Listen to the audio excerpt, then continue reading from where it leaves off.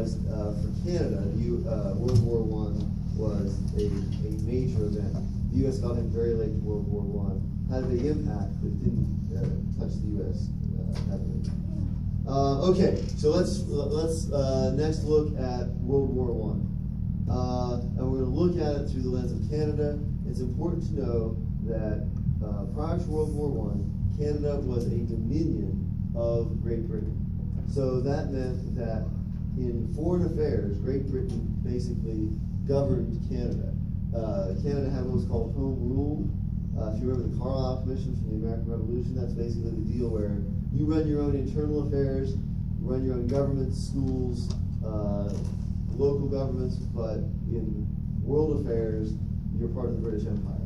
So that was Canada's status before World War I. However, there were tensions about that status. So during the Boer War in 1899-1902, British officers often used Canadian forces in ways that Canadians considered indiscriminate. Came some very high casualties. And so in the Colonial Conference of 1907, one of the issues was, in the future, Canadian forces should fight under Canadian generals. That never came to anything. Great Britain dismissed the idea, said that British generals would be superior, and so that never went anywhere. However, when war broke out in Europe, it was initially thought by all parties it was going to be a short war, and it wasn't. And so very quickly, British manpower was not sufficient. As soon as the war, as soon as the war began, Canada began sending forces to Great Britain, but to Europe, but they fought under British generals. So the leader of Canada at this time, the Prime Minister, was a man named Robert Borden. Borden was a conservative. But importantly, both the conservatives under Borden and the liberals under Laurier were both supportive of the war. The only dissenter was Henri Bourassa, who was a Quebecois nationalist. In other words, the French-speaking part of Canada, he was against the war, but both major parties in Canada were for it. As the war dragged on, it became very bloody, and there was a need to raise manpower and a need to keep Canada in the war because the war was becoming unpopular. So the Military Service Act was Borden's effort to keep Canada in the war by allowing soldiers overseas to vote, which Canada previously had never done before. It had never been necessary. So the Military Service Act was a political strategy to keep Canada in the war. The Battle of Vimy Ridge was important because that was the first time the Canadians fought under a Canadian general, and they defeated Germany, at least in a tactical level battle.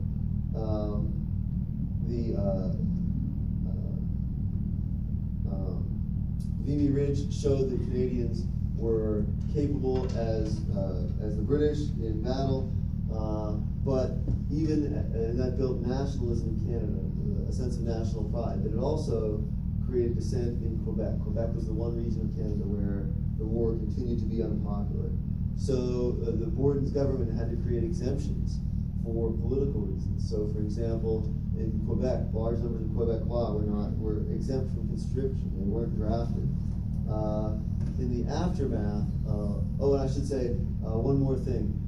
There was one of the concerns in Canada was the corruption caused by the war. You probably remember the so-called Ross rifle, a rifle that basically was made by political deals that malfunctioned in battle, and it was considered the emblem of corruption during the war, that political cronies getting contracts as opposed to what was best for the soldiers.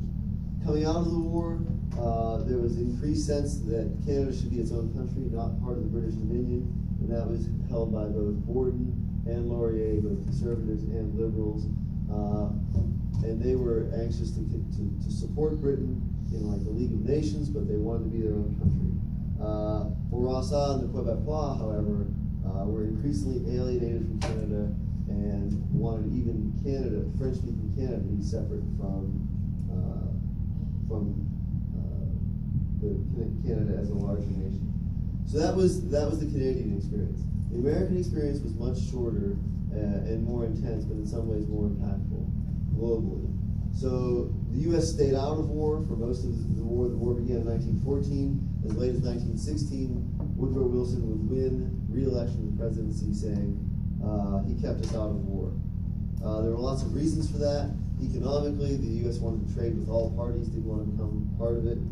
Demographically, there were large sections of the German population in the United States, large numbers of German immigrants, and so there was concern that not sure where those loyalties would be.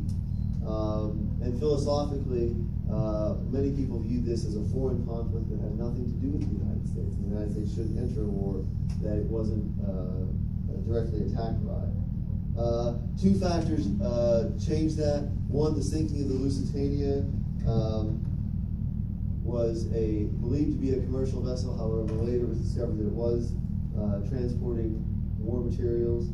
And second, the German use of unrestricted sub-warfare. Basically, anyone shipping food or any supplies to Great Britain, Germany declared that it could sink those vessels to starve Britain out of the war.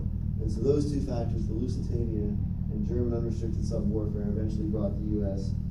Into the war. The final factor, the Zimmermann telegram, similar to the Delhomme letter. Basically, this is a telegram from the German diplomatic corps to the government of Mexico saying, if you join us in a war against the United States, then when we win, you can have Texas back. Now, that seems kind of funny today, but they really believed that. The U.S. impact on the war was important because they brought in fresh manpower to two sides that were basically exhausted by war. So both the German and Austrians were exhausted, as well as the British, French, and the Russians had left the war altogether. So fresh U.S. manpower tipped the scales and allowed the Allies to win. After the war, there was a big debate. The Europeans wanted a victor's peace. They basically wanted reparations from the Germans to pay for the damage caused by the war. Wilson wanted a collective security agreement to prevent future wars. He was very idealistic. His so-called 14 points were an idealistic statement to create an international organization, basically the League of Nations. I know you studied that extensively here, that would prevent future conflicts. The most controversial part was Article 10, which basically pledged the U.S. to come to the aid of a country that was attacked by aggressors. Many in the Senate objected to that because they said that takes the power to declare war away from Congress and gives it to this League of Nations. Those people were called the reservationists. The most important among them was Henry Cabot Lodge, senator from Wisconsin. And Senator Lodge basically said that you have to make changes to the League or the U.S. won't be a part of it. The internationalists like Wilson argued that the League couldn't change because it was necessary, including Article 10, to preserve the peace. So ultimately, the U.S. never ratified the League. It was much weaker as a result, and that weakness was one of the factors that led to World War II.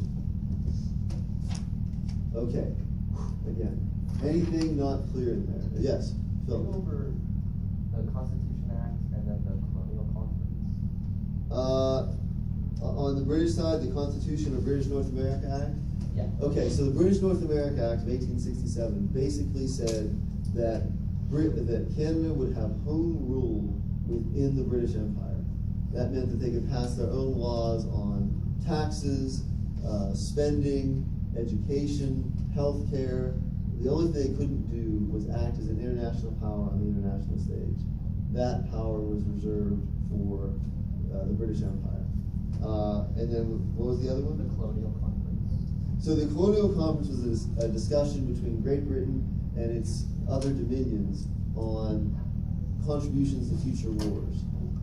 And in that, Canada objected to using Canadian troops under British generals without any kind of Canadian input. And Great Britain at the time dismissed those objections and said, look, British generals are better. You just supply the manpower, we'll command them.